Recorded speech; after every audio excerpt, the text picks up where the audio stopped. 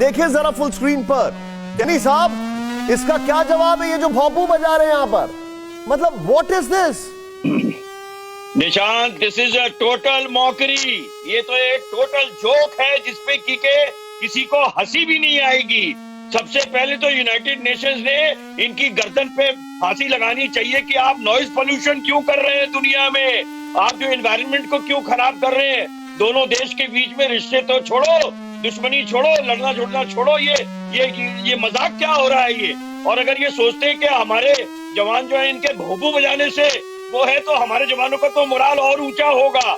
उनको तो ये इस बात की तसल्ली होगी कि चाइना के पास में इसका कोई समाधान नहीं है, हमारी ताकत का, हमारे जवाबों का कोई समाधान नहीं है। हम भोंपू पे आ गए हैं। Point noted. मैं अपने दर्शकों को दो तस्वीरें दिखाऊंगा, भारत और चीन में क्या फर्क है। एक तरफ ये भोंपू टू विंडो में दिखाइए और दूसरी तरफ हमारी विक्टर फोर्स। ये है फर्क इन दोनों में, एक होती है क्लास और दूसरा होता है भोंपू। मतलब दे हैव नथिंग लेफ्ट।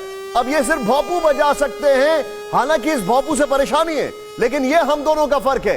ये आप बगल में देख रहे हैं राष्ट्रीय राइफल्स विक्टर फोर्स और लेफ्ट में चीनी भोंपू। ये फर्क है भारत और चीन में, जमीन आसमान का फर्क है। वो सिर्फ भोंपू बजा सकते हैं और कुछ नहीं कर सकते हैं। शॉकिंग है ये, लेकिन मैं इस खबर से निकल लूंगा।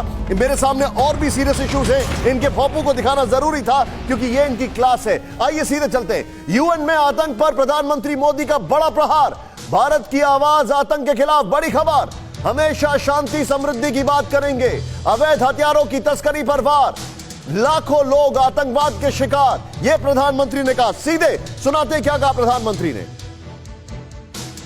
भारत की आवाज हमेशा शांति, सुरक्षा और समृद्धि के लिए उठेगी।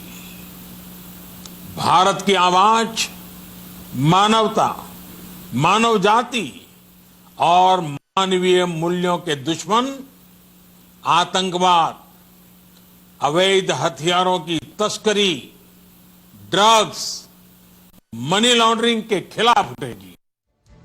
अब ये आपने सुना, मैं सीधे चलूंगा यहां पर मेरे साथ मनीष आए। मनीष, प्रधानमंत्री ने जो एक स्टैंड लिया वो अपने आप में एक वैश्विक नेता का था, और खासकर जो उन्होंने एक गठजोड़ की बात की बगैर किसी का नाम लिए, बहुत स्ट्रॉन्ग मैसेज है। यूएन को भी समझ में आ गया होगा। बिल्कुल निशांत, यूएन को समझ में आ गया, और इसका सबसे बड़ा सबूत सोचिए कि यूएन की जो ऑफिशियल न्यूज एजेंसी है, उन्होंने प्रधानमंत्री मोदी के भाषण के मुख्य बातों को हेडलाइन बनाया और उन्होंने कहा कि भारत के प्रधानमंत्री ने मांग की है कि संयुक्त राष्ट्र में बदलाव की जरूरत है। भारत के प्रधानमंत्री ने मांग की है कि संयुक्त राष्ट्र को 21वीं सदी में अपनी भूमिका बदलनी होगी। जाहिर है संयुक्त राष्ट्र की भूमिका 9/11 थोड़ा सा आगे बढ़ाऊंगा। आपने जो बात बताई है मनीष, बड़ी सही बात बताई है। क्या आप पर भी बरपा है जालसाजी का कहर? सपने टूटे आपके, न घर के न घाट के।